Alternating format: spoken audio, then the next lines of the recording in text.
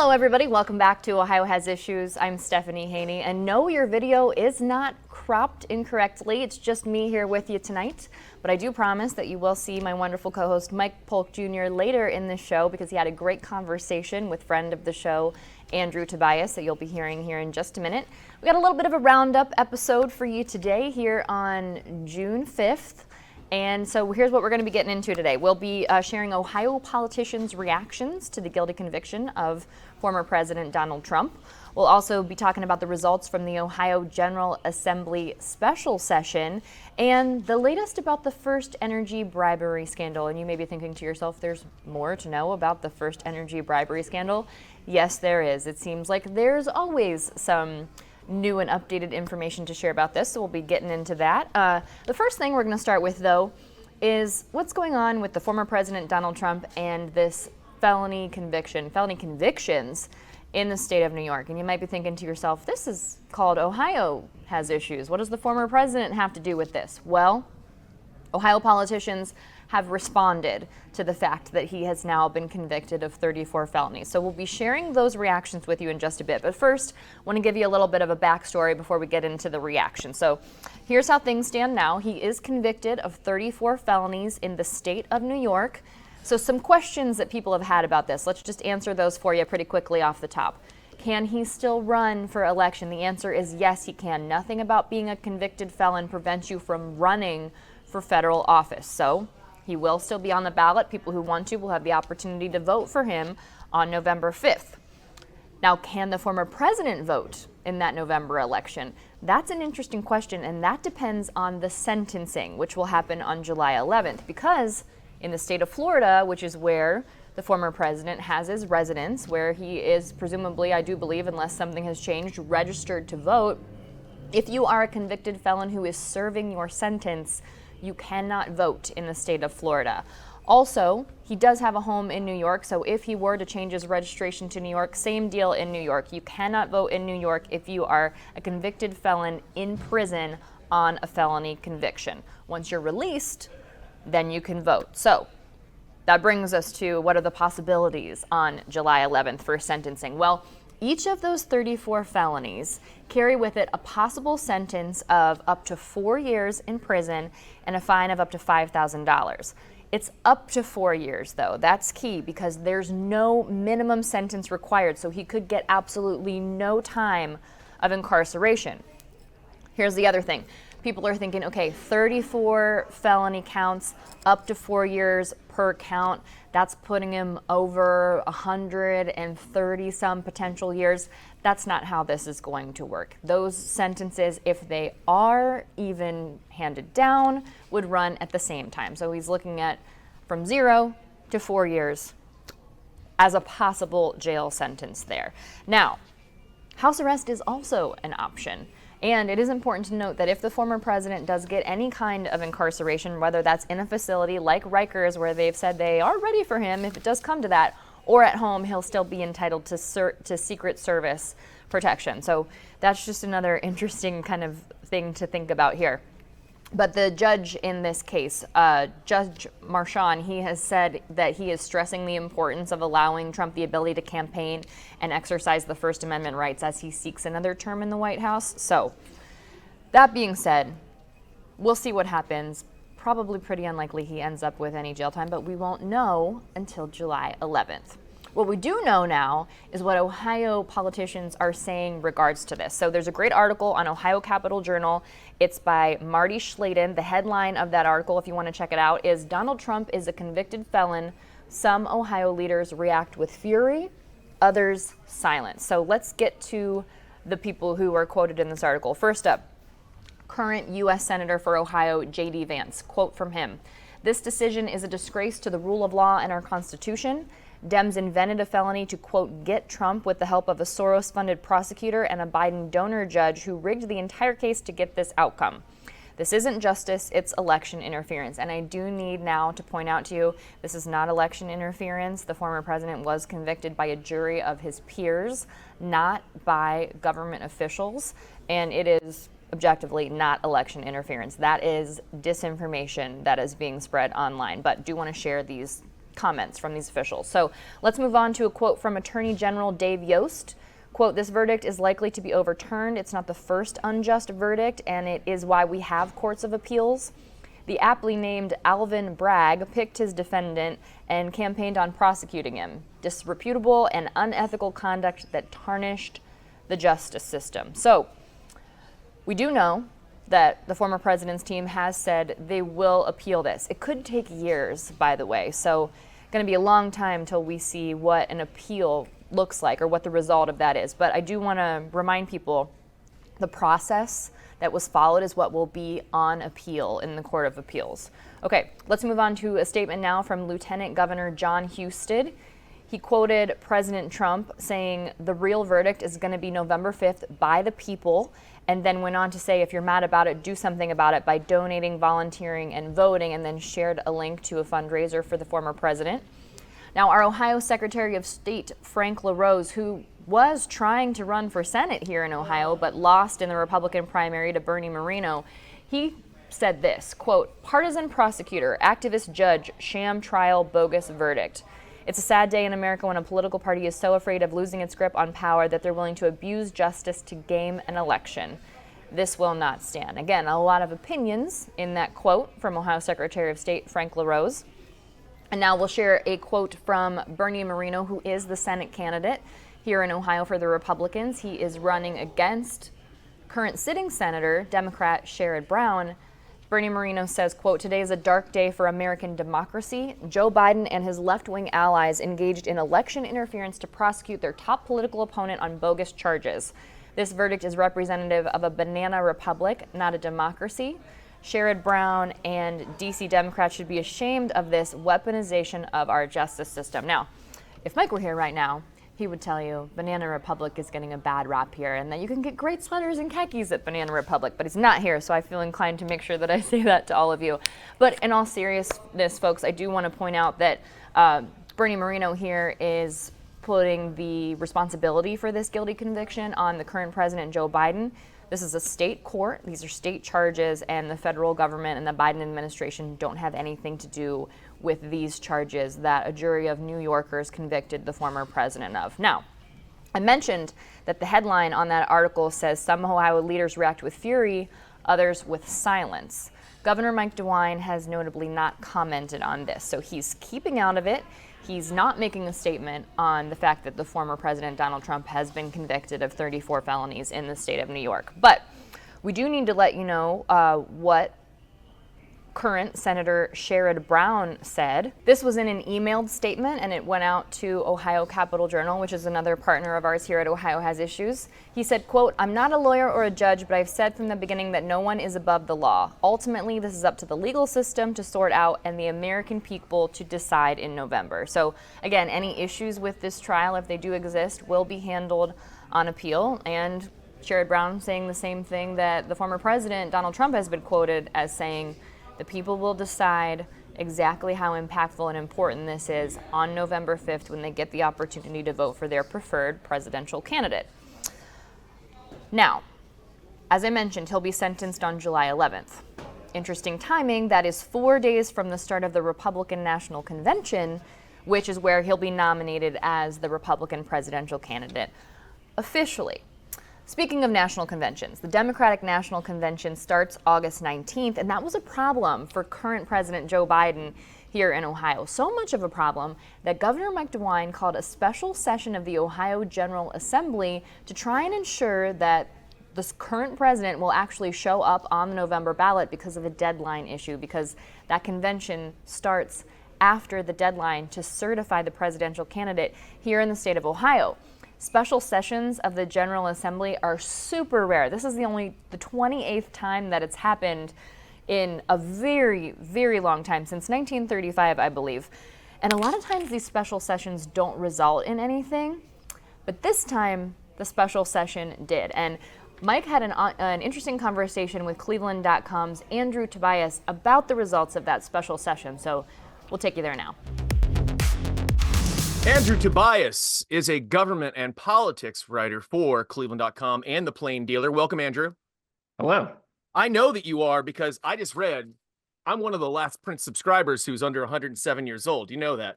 And I just read your article about the takeaways from the surprisingly productive special session that our state legislature just held. You sounded thrilled about the government is functioning and actually made something here. Yeah, I'll repeat a joke I just said before we started recording. But I can act like it's an organic thing I just came up with, which is that, they passed 2 whole bills. So it felt like I was in the middle of a real live West Wing episode or something like that. It is rare with this legislature in particular to actually see something get done. And I mean, it's been legendarily slow as far as getting anything done. Can you give us an example of just how little they've been doing over the last year or so? I forget the exact number. One of my colleagues tabulated it, and it's the lowest number of bills that have passed in something like 60 or 70 years. But essentially, the reason behind it is that the 2 leaders of the House and the Senate don't like each other. And the Senate President, Matt Huffman, is expected to challenge the House Speaker, Jason Stevens, for his job in January. And so all that stuff, plus the reason that Huffman is challenging Stevens is that Stevens has a faction of Republicans who are mad at him for getting his job with Democrats. And so the whole thing just has added up to not a lot happening. And the last thing, too, is that Mike DeWine held a press conference. He scheduled it an hour before it was supposed to happen. It was a Thursday evening before a holiday weekend. And so it's, wow, the governor means business when he does stuff like that. And I just remember watching him do that for marijuana laws that he pushed to change after voters approved it last November. Almost the exact same thing happened. And I want to say the House session adjourned while he was calling for them to immediately act on the marijuana bill. So it's just all of that. What was special about this one where he asked for something and they actually acted? Well, like I said, the exact same thing happened before, and nothing happened then. But also, just generally speaking, I would say that despite the governor winning re-election by 20 points, there being signs of kind of broad popularity with general Ohioans, he's not that popular with Republicans. And so we've seen him just again and again, but whether it's marijuana, whether it's transgender stuff, whether it's seatbelt laws, all kinds of things where if there's any kind of hint of controversy, he's not really shown any signs of being able to get the legislature to bend it to its will. And I guess the other thing I'll mention for the government nerds is that Ohio last held a special session in 2004, so it's been about 20 years, and it didn't do anything then either. And the last time the legislature actually passed a bill in a special session that the governor called was in 1976. So we're setting all kinds of records and kinds of things to get excited about if you're somebody who cares about this stuff. Well, if one of these things that probably helped this one actually be effective is that it wasn't that controversial. The thing, this isn't really about marijuana. This wasn't about abortion. This is about putting Joe Biden on the ballot, which for Ohioans, which you would think wouldn't be something that would be that controversial. We all know how we got here, of course, because Dems dropped the ball, weird deadline, rule in place. We get it, but they had to fix it. And so they called this session to fix it. Now, Democrats had already have another fix going on while this session was going on. So explain how those two things conflicted. So not to belabor the reason why we got here, but essentially there's a filing deadline if you want to be a major presidential candidate on the ballot. Democrats scheduled their convention a couple of weeks after that deadline this year. Everybody kind of knew this was coming and nobody really did anything about it. And so that's what the purpose was of the legislative session, ostensibly to get called. But Democrats on the first day that the session got held, just about a half an hour before it's scheduled to begin, announced that they were going to schedule kind of like a Zoom convention similar to what you and I are doing right now, I guess, if you want to think of this as a convention of you and me. I always do. I think of this as a convention between us, yes. And they said, we're just going to fix this internally. And so that I honestly think that, and that some Republican legislators told me this, kind of changed the game a little bit for them, where I think you could argue something like the concern that some Republicans had was that they would be running in a primary election 2 years from now. Some PAC would appear having Joe Biden holding a marionette string, like pulling the strings and saying, which is kind of sad that making sure that somebody can appear on the ballot is like some kind of insidious conspiracy. But I bet that would happen. And they had concerns that it would be a liability for them in a primary election. When Democrats actually said, we're going to fix this, and it kind of shifts the onus on a Republican, are they going to blame Republicans for not doing something that most Ohioans would want? I think it kind of moved some people. And so we saw that whereas Jason Stevens, the Ohio House Speaker, had just said about 2 weeks ago that he didn't think they had enough votes to pass. It passed with 62 votes, which is a solid majority of the legislature, but passed with a 1-vote majority, even among House Republicans. So I do think that, like I said, Democrats doing something kind of put It gave them some Republicans cover on the essentially defensive. because they were like, well, it was gonna get fixed anyways, so we Right. couldn't have ruined the Democrats' chances anyways. So give us a pass. So of course, since that was the main reason that they were getting together, that's why Governor DeWine wanted them to get together to do this. They just packed up and went home because the problem was solved, right? So they didn't actually need to pass anything, right? Yeah, well, the funny thing is that's not what happened at all. Oh, what I know, happened, Andrew? shocking. Mhm.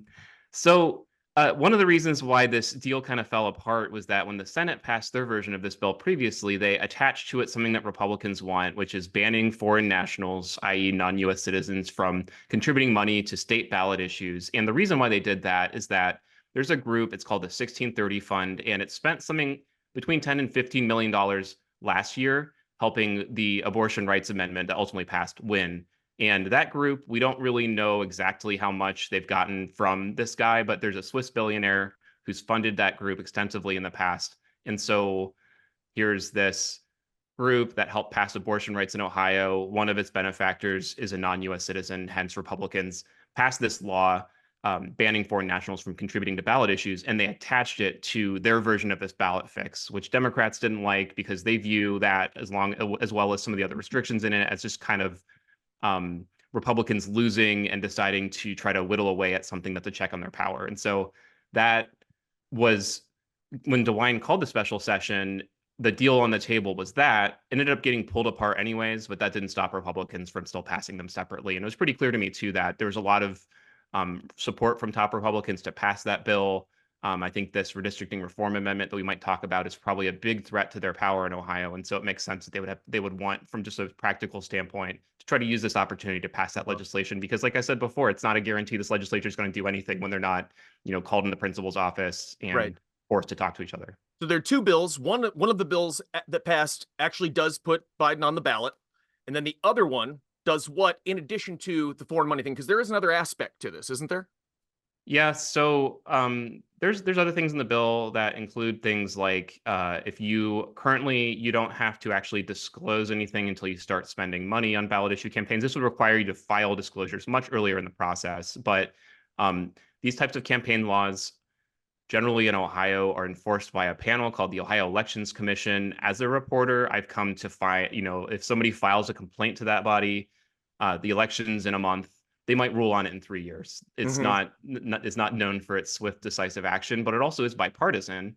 And so I think there's a little bit more buy-in into what it ultimately ends up doing. What this law would do would be to take the attorney general, who's a Republican, his name is Dave Yost, and make him responsible for enforcing this law, not the Ohio Elections Commission. That was a major sticking point for Democrats. There's language in it that says that he has to investigate any allegation that gets filed with him. Does that mean that he's going to be subpoenaing records from any group that gets subject to a If complaint? I were to mail him something that said, I've got some information on this, I need you to investigate it, he would have to pursue that, even though I have no knowledge of anything. Yeah, and who knows what this actually will look like in reality, but critics described, I see somebody in a restaurant working there. I suspect that they're not a citizen. They're a member of the Ohio Restaurant Association. The Ohio Restaurant Association opposes this $15 minimum wage ballot issue in November. That means that will result in a full-blown investigation of this restaurant. And I think that's probably kind of like hyperbolic, but at the same time, it's not clear exactly what the limits of this thing are going to be. And there's a belief that it's going to lead to a lot of investigations. Is there anything else in there other than those two elements, the AG getting control and the foreign money? Those are the two main ones. There was another thing that was initially added into that bill. I won't describe it because it's kind of convoluted. I appreciate it. That did not make it. We all appreciate it. Yeah. Okay, so that's passed now, and the Democrats are okay with this. I mean, they had to be, I guess, right?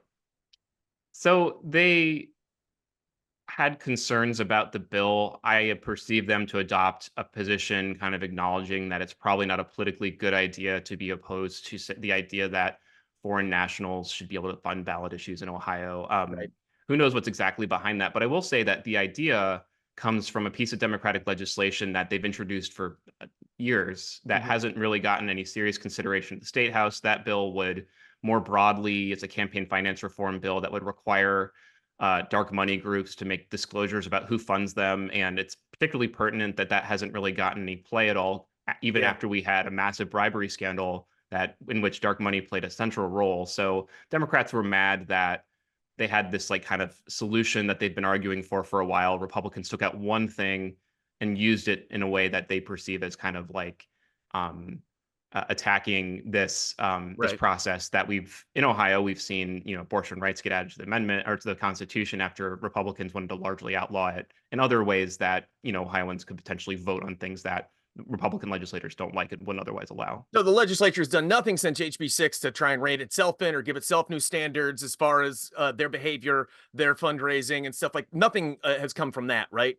No. So far, but we are making sure that Swiss billionaire can't donate to just issue campaigns because he did in the past and Republicans didn't like it. That's the rationale from them, although I will say it's not completely clear to me how this bill will actually work in reality. I know that the more well-funded and sophisticated you are when you're a political entity, you have lawyers who come up with ways to comply with stuff. And so almost like if you make the rules more complicated, it makes it harder for smaller groups. Like let's say in Cleveland, you might have Ukrainian population there, funding a local liquor license or something like that. It's those types of groups that are going to be much more burdened by these new compliance things than sort of the larger, sophisticated, multi-million-dollar ones. Although, will it stop this particular group from funding something in the future? I guess we'll see. So you did say that this seems to be sort of a goal of the Republicans to try and gum up the works on these ballot issues that Democrats have had success on over the last year or so. And we've got another big one coming up, and that is the redistricting amendment that is trying to make its way onto the ballot right now. Where are we at with that? And how much of this through the special session is trying to affect that? I'll start with the first question. So they have until I think it's July 3rd to collect something like 412,000 signatures. It has to come from a minimum number from 44 of Ohio's 88 counties. So just kind of, you can imagine what that work looks like. Mm-hmm. And the campaign doesn't have to say anything about what they're doing. We know from campaign finance disclosures that they've spent a significant amount of money hiring signature gathering firms. And that's just a sign that when you have enough money to hire people to actually go and do the painstaking work of walking down driveways in rural Ohio and knocking on people's doors, you're well-funded. Getting the 800 signatures you need in that county, you're well-funded. So how much of it is targeting that effort? Republicans mentioned it specifically. I mentioned the 1630 fund that funded the pro-abortion rights campaign last year. They've contributed to the redistricting campaign this year as well. And so there's been some of the arguments had to do with we have to get this done quickly. We have to get it done in time for the November election. And the clear implication is that they're trying to do what they can to head off this. But I will say that whether it's there's that $15 minimum wage thing in November.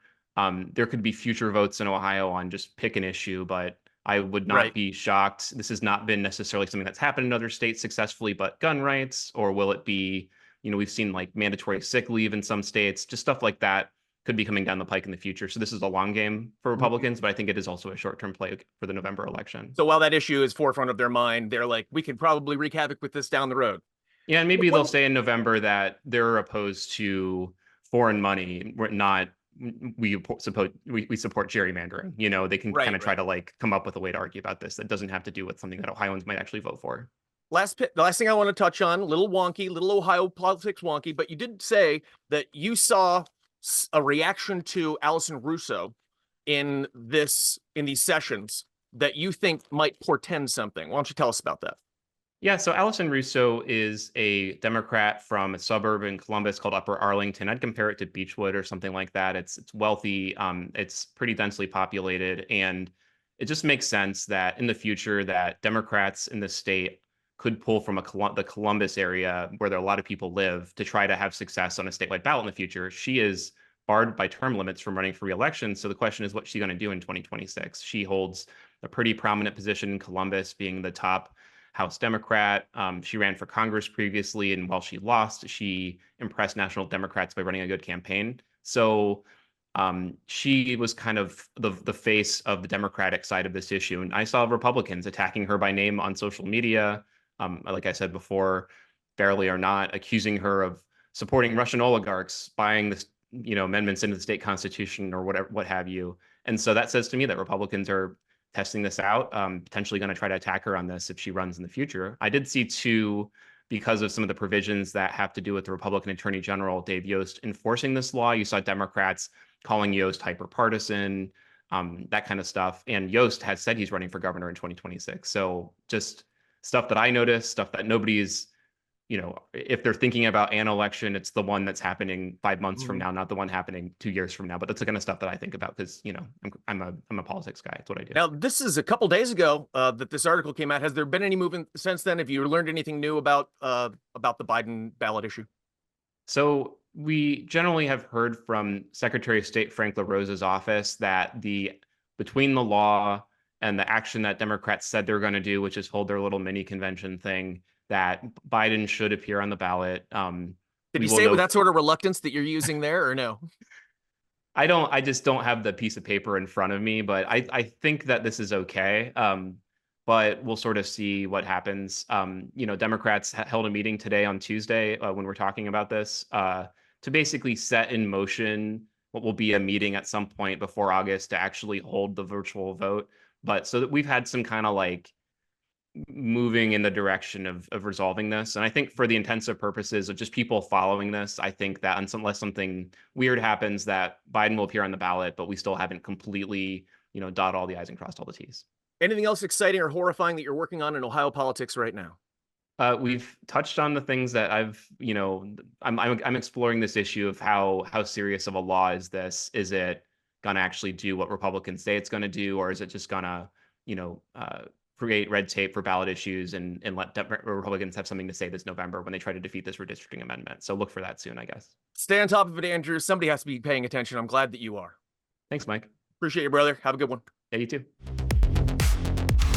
Thank you very much to Mike and Andrew Tobias. You can tell that he's really, he's a political guy. He's making a lot of mention of a lot of the history being made here in Ohio. I think a lot of us would say that we probably wish we weren't making history in these ways right now, but nevertheless, here we are. And as Mike and Andrew mentioned in their conversation, the Democratic National Committee, they are not counting on any legislative fix because, quite honestly, it was such a fiasco. The governor here, a Republican, Governor Mike DeWine himself, called it absolutely absurd and ridiculous that we even arrived at this position, that the legislature hadn't already fixed this. So the DNC said they are moving forward with a virtual roll call. They'll have their Zoom convention in order to nominate the current President Joe Biden.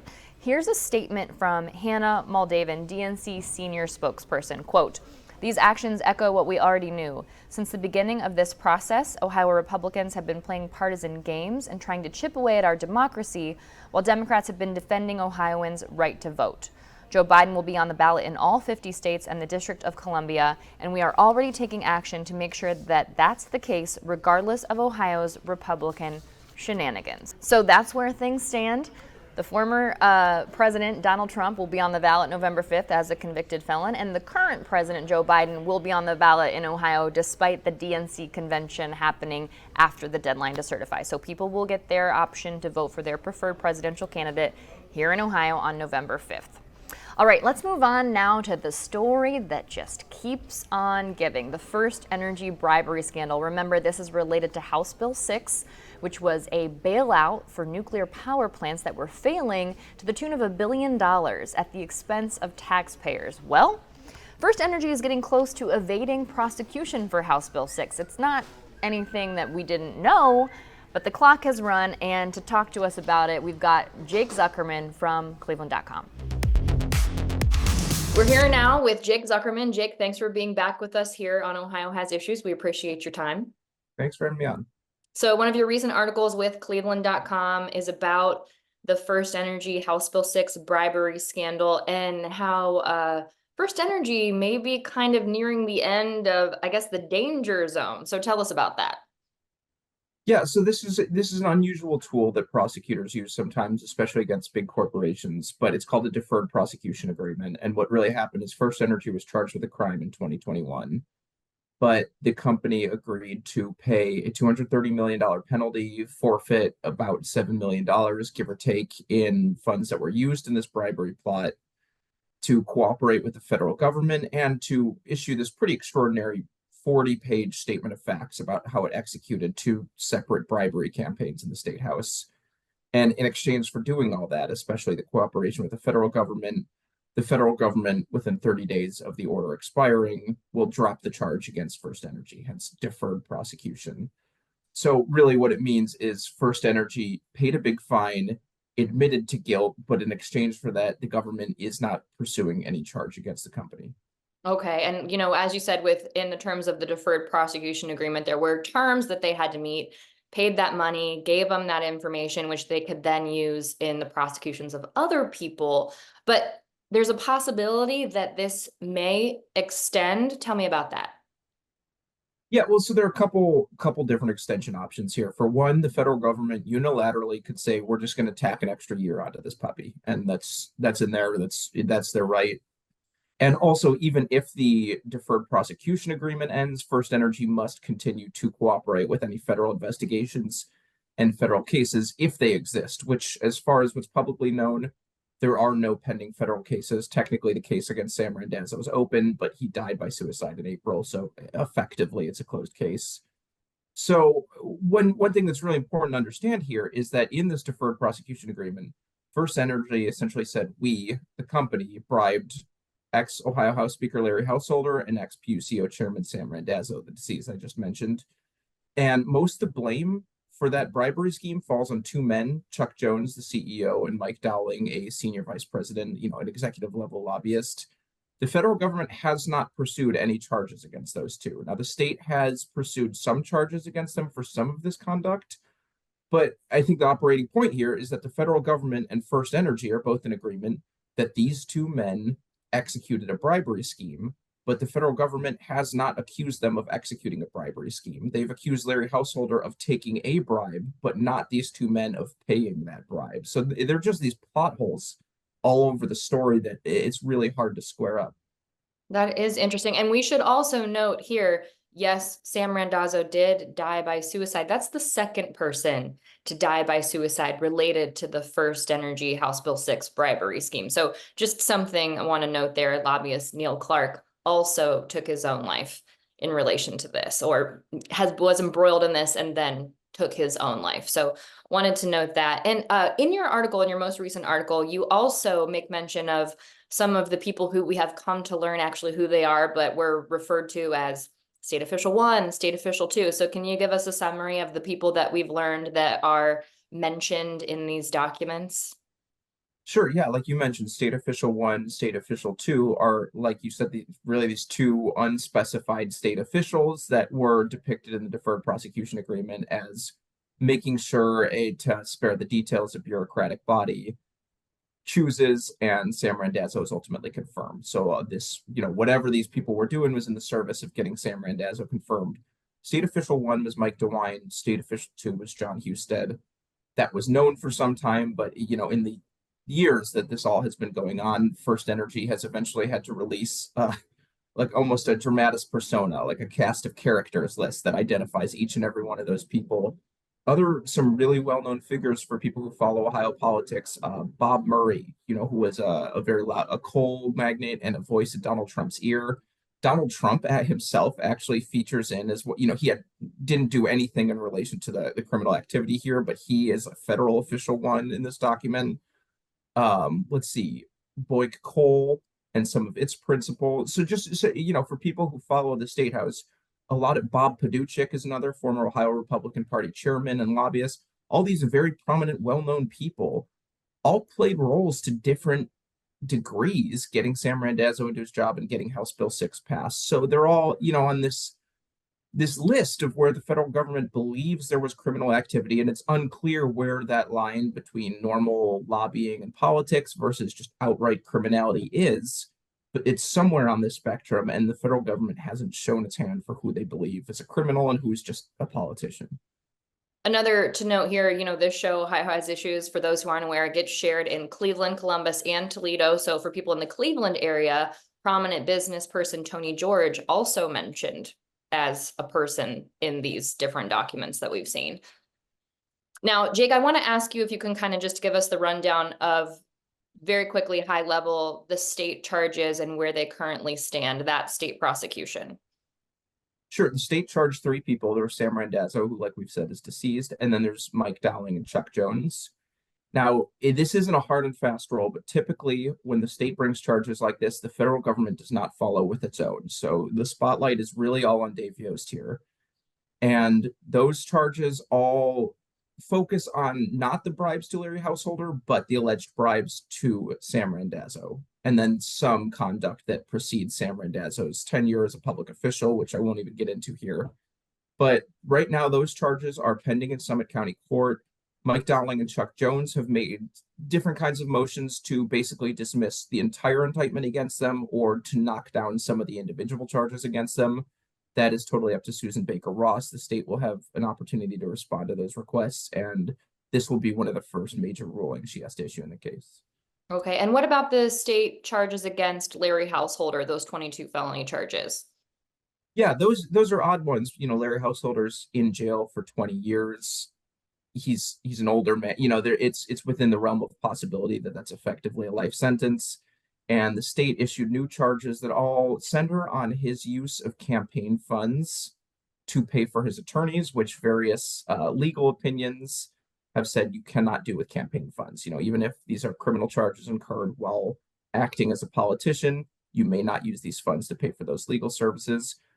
And also there was some evidence that came up in trial about him receiving these various benefits from FirstEnergy and these alleged loans. And to, again, spare some details, he said these weren't bribes from FirstEnergy, these were loans from colleagues, but those loans were never reported on his ethics forms. So the state also charged him with failing to supply honest ethics forms. And for those who sat through Larry's trial, this came up and he seemed to be caught in what's pretty hard to avoid is just a lie during his cross-examination from the prosecution. So the state is really zeroed in on those elements. Larry has been appearing in court via Zoom from a federal prison, and he has pleaded not guilty to those charges. So that's still running through the system. Okay, one final question for you, Jake. You may or may not be able to answer this, but I'm going to ask you anyway. Are we getting any kind of indication on whether or not we think that that extra year will get added on to this deferred prosecution agreement against FirstEnergy? Do we have any idea? I could only speculate. I asked U.S. Attorney Ken Parker if he'd be willing to talk to me in any capacity. I sent written questions. I asked for an interview. I think the public deserves some information about this after all these years and all these headlines. And he, by and large, declined to comment through a spokeswoman. So no, I have no further detail to offer. Okay. Well, Jake, we appreciate you staying on this. Thank you very much for helping keep us informed here on Ohio Has Issues. Thanks for having me on. There you have it, Jake. Thank you so much for your time. Today marks 153 days till that November 5th election. We'll be here with you here on Ohio Has Issues more often, the both of us, than just me. So thanks for being with us and hanging out with me. We'll see you back here next week. Have a good week, everybody.